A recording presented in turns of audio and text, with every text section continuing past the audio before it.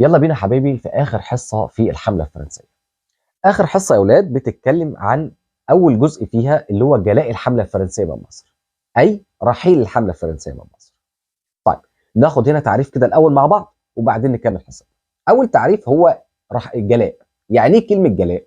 جلاء هو رحيل قوات الاحتلال عن البلد المحتل. تاني، الجلاء هو رحيل قوات الاحتلال عن البلد المحتل. طيب يا حبايبي، ازاي بقى مشيت الحمله الفرنسيه من مصر؟ اقولها لك انا.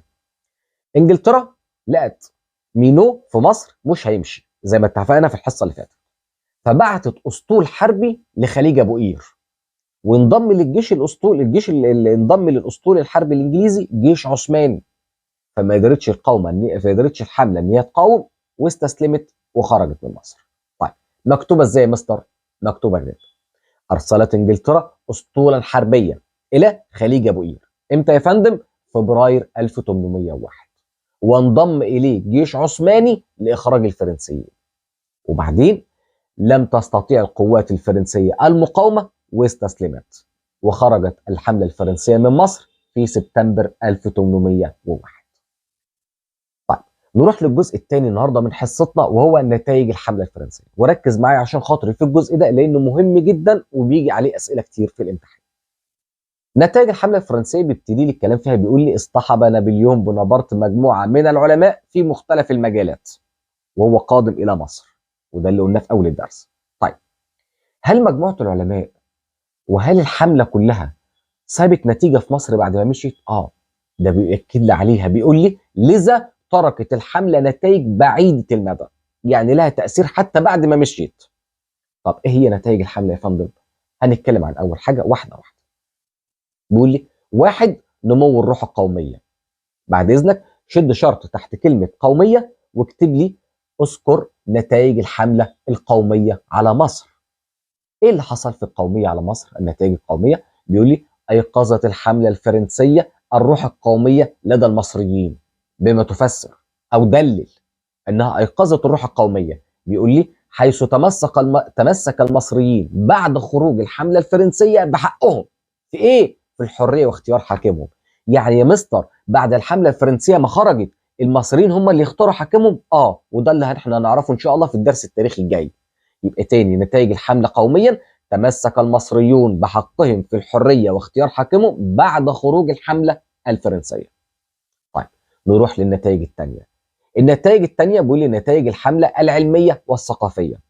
اكتب لي جنبها كده ما بين قوسين اعمال علماء الحمله. اكتب لي جنبها ايه؟ اعمال علماء الحمله. طيب اعمال علماء الحمله 4 حاجات يا حبايبي.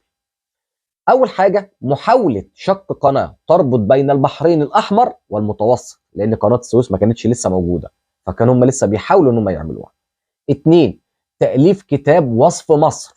علماء الحمله كتبوا كتاب كبير جدا عن مصر اسمه وصف مصر. 3، انشاء المجمع العلمي المصري. انشاء المجمع العلمي المصري عباره عن مبنى كبير كده بيعملوا فيه تجارب وابحاث علميه.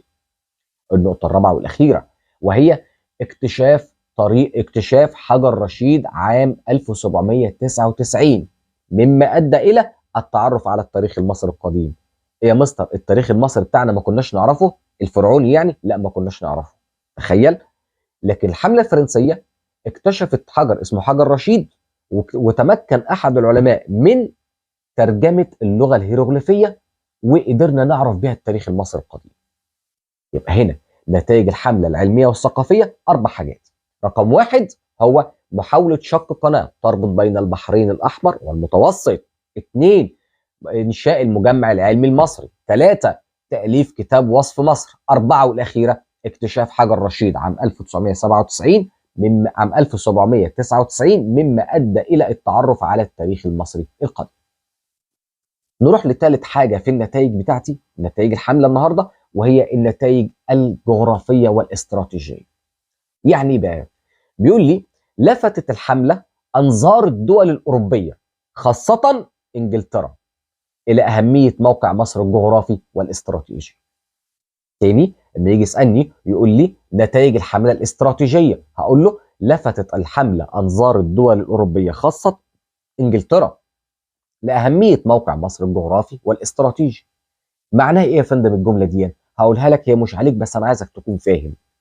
تخيل مثلا لو انا معايا كده حبيبي مجموعه من الحراميه واقفين مثلا على اول الشارع، وفي حرامي منهم مشي من الحراميه دي وهم مش واخدين بالهم، وراح يسرق بيت والبيت ده فيه خير كتير جدا.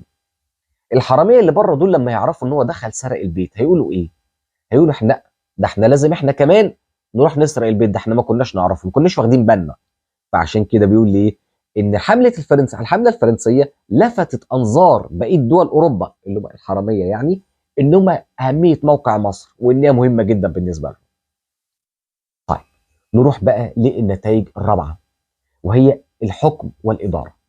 الحمله الفرنسيه سابت لي نتائج في الحكم والاداره، اكتب لي جنبها ما بين قوسين سياسيا. يبقى لما يجي يقول لي النتائج الحمله الفرنسيه في الحكم والاداره، او نتائج الحمله الفرنسيه سياسيا على مصر، بيقول لي فيها ايه بقى؟ اقول لك ماشي. بيقول لي انشا نابليون دواوين مثل الديوان العام وديوان القاهره ودواوين الاقاليم. يبقى انشا 3 دواوين، عايزك تحفظ لي اسمهم كويس جدا: الديوان العام، دواوين القاهره، لا دواوين الاقاليم، وديوان القاهره. ليه يا فندم عمل 3 دواوين؟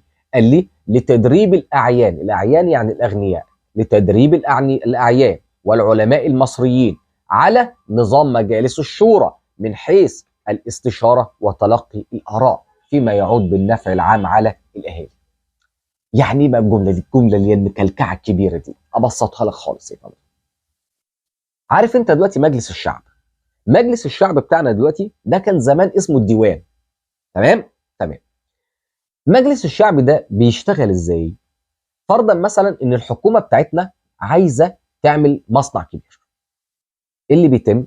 الحكومه بتعمل ملف للمصنع وبتروح تقدمه لمجلس الشعب اللي هو الديوان يعني. طيب مجلس الشعب بيعمل ايه؟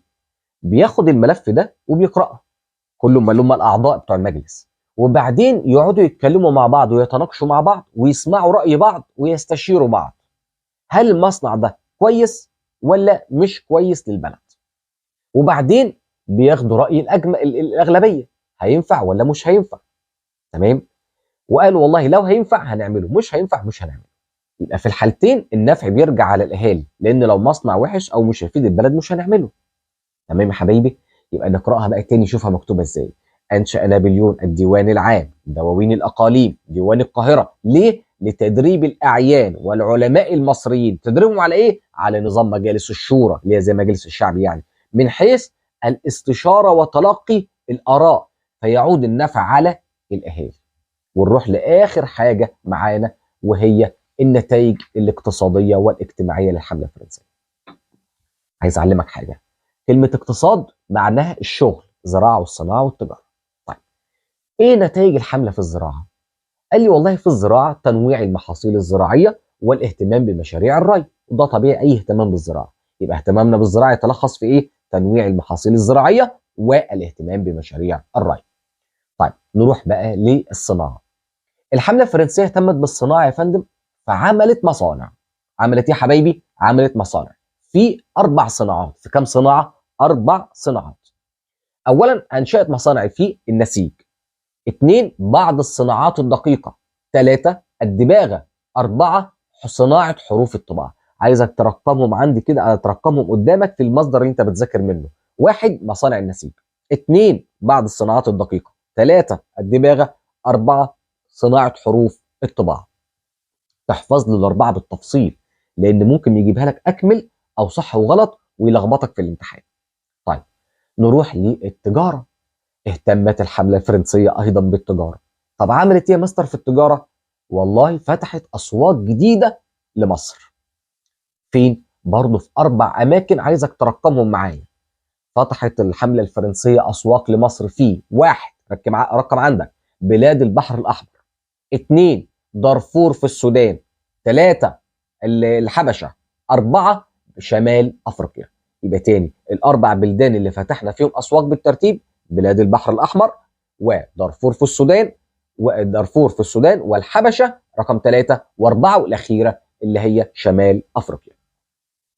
اخر حاجه في نتائج الحمله اللي هي النتائج الاجتماعيه، اللي هي بيقول لي تم انشاء المحاجر الصحيه. تم انشاء يا اولاد المحاجر الصحيه. المحاجر الصحيه ده بيني وبينك كده ده المكان اللي بيتحجز فيه مثلا واحد مريض او حاجه، يعني اذا بقول لك الحجر الصحي دلوقتي، يبقى تم انشاء المحاجر الصحيه في القاهره وباقي اقاليم الاخرى او باقي اقاليم مصر. كده حبايبي كنت خلصت اخر جزء في الحمله الفرنسيه، وان شاء الله المره الجايه تبقى حصتنا على الاقاليم المناخيه، اصعب درس وانا عارف اللي هو اللي عامل مشكله كبيره بالنسبه لمعظم الطلبه في ثالثه اعدادي. فاتمنى الحصه الجايه تكون جاهز جدا وتكون مركز معايا عشان نخلص درس الاقاليم بمنتهى السهوله. سلام عليكم.